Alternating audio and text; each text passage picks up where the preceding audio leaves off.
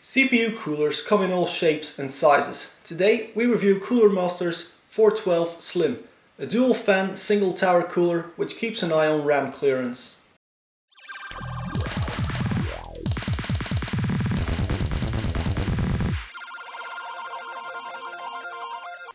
The 412 Slim is named so because it has 4 heat pipes and 120mm fans to keep the airflow of a single 25mm fan.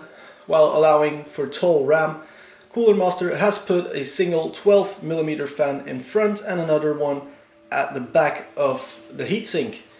This cooler will fit all newer sockets and should be able to cool everything but the 8-core FX CPUs by AMD.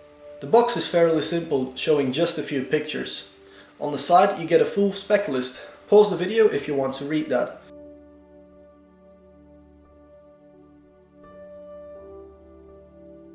Inside the box we find 2 manuals with a list of content and of course the accessory box.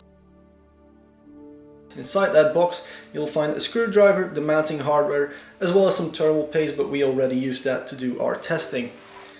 The cooler itself is well packaged in soft foam with the fans pre-installed. All the cables are black, making the tower look pretty good. The heatsink is in shiny aluminium with the heat pipes staying in clear copper. Installation is not the easiest thing with the 412.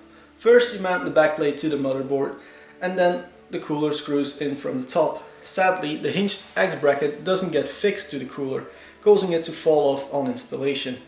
Once you have aligned the cooler and are ready to screw it in, you'll find that the slots in the heatsink don't line up with the screws, making you take the fans off for installation.